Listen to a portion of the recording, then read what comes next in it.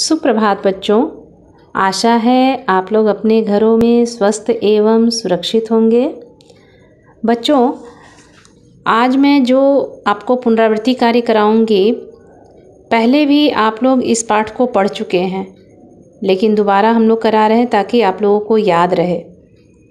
ये पाठ है सर्वनाम। सर्वनाम का हम लोग वीडियो भी भेज चुके हैं, आप लोग पढ़े होंगे, सुने होंगे, लिखे भी होंगे, लेकिन मैं फिर से पुनरावृत्ति कार्य करा रही हूँ, आप लोग ध्यान दीजिएगा। पहले मैं इसकी परिभाषा ही करा दे रही हूँ। वाक्य में संज्ञा शब्दों के स्थान पर प्रयोग होने वाले शब्दों को सर्वनाम कहते हैं, जैसे मैं, वह, उस, तुम, आप, वे आदि। सर्वनाम के 6 भेद होते हैं। पहला है पुरुषवाचक सर्वनाम, दूसरा है निश्चयवाचक सर्वनाम, तीसरा है अनिश्चयवाचक सर्वनाम, चौथा है संबंधवाचक सर्वनाम, पांचवा है प्रश्नवाचक सर्वनाम और छठा है निजवाचक सर्वनाम। पुरुषवाचक सर्वनाम, उसके अंतर्गत उत्तम पुरुष, मध्यम पुरुष और अन्य पुरुष। पुरुषवाचक सर्वनाम जो शब्द बोलने वाले, सुनने वाले या जिसके बारे में बात की जा रही है के लिए प्रयोग किए जाते हैं, वे पुरुषवाचक सर्वनाम कहलाते हैं। जैसे मैं बोलने वाला, तुम सुनने वाला और वह जिसके बारे में कहा जा रहा है, यानी अन्य व्यक्ति। इसे 3 भागों में हम बांटकर समझते हैं। पहला है उत्तम पुरुष। वक्ता बोलने वाला या लिखने वाला अपने लिए जिन सर्वनामों का प्रयोग करता है उन्हें उत्तम पुरुषवाचक सर्वनाम कहते हैं, जैसे मैं, मेरा, मेरी, हम, हमारा, हमारी आदि। अब है मध्यम पुरुष। जिन सर्वनामों का प्रयोग वक्ता, बोलने वाला या लिखने वाला, श्रोता, सुनने वाले के लिए करता है, उन्हें मध्यम पुरुषवाचक सर्वनाम कहते हैं, जैसे तू, तुम, तेरा, तेरी, तुम्हारा, तुम्हारे, तुम्हारी, आप, आपकी आदि। अन्य पुरुष, वक्ता बोलने वाला या श्रोता सुनने वाला जिन सर्वनामों का प्रयोग किसी अन्य के बारे में कुछ कहते, सुनते, लिखते या पढ़ते समय करता है, उन्हें अन्य पुरुषवाचक सर्वनाम कहते हैं, जैसे वह, वे, उस, उसको, उसके, उनके आदि। अगला है निश्चयवाचक सर्वनाम। जो सर्वनाम किसी निकट या दूर के व्यक्ति या वस्तु का निश्चित बोध कराते हैं, वे निश्चयवाचक सर्वनाम होते हैं।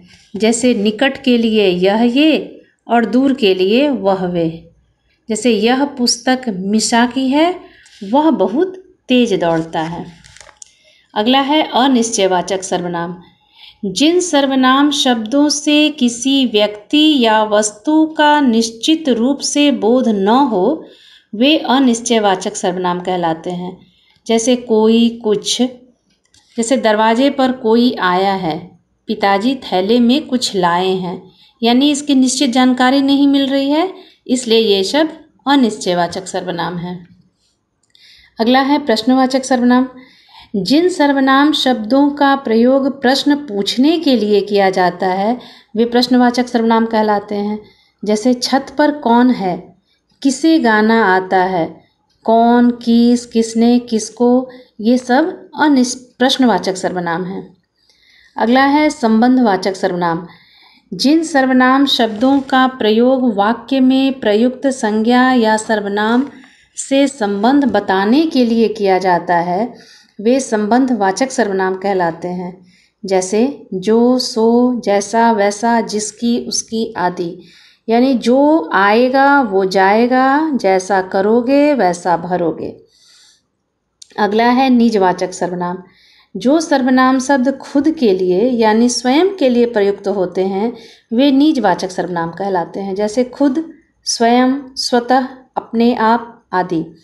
जैसे मैं यह पत्र स्वयं लिखूंगा, इसे तो मैं खुद उठा सकता हूँ, आलिया अपने आप चली जाएगी, इन वाक्यों में स्वयं, खुद, अपने आप आदि शब्द कर्ता के लिए आए हैं, इसलिए ये निजवाचक सर्वनाम है।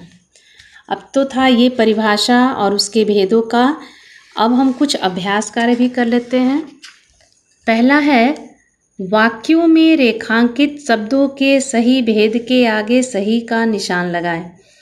पहला है, मुझे कुछ खाने को दो, तो ये उत्तम पुरुषवाचक है। अगला है, क्या मैं अंदर आ सकती हूँ, ये प्रश्नवाचक सर्वनाम है। अगला, जो बोले सो निहाल, ये संबंधवाचक सर्वनाम है। अरमान खुद चित्र बनाएगा, इसमें ये निजवाचक सर्वनाम है। बच्चों, आपके पुस्तक में और भी अभ्यास कार्य हैं जिसे आप दोहराइएगा ताकि आप लोगों को अच्छी तरह से याद हो जाए। चलिए, अगली कक्षा में दूसरा पाठ कराऊंगी। धन्यवाद।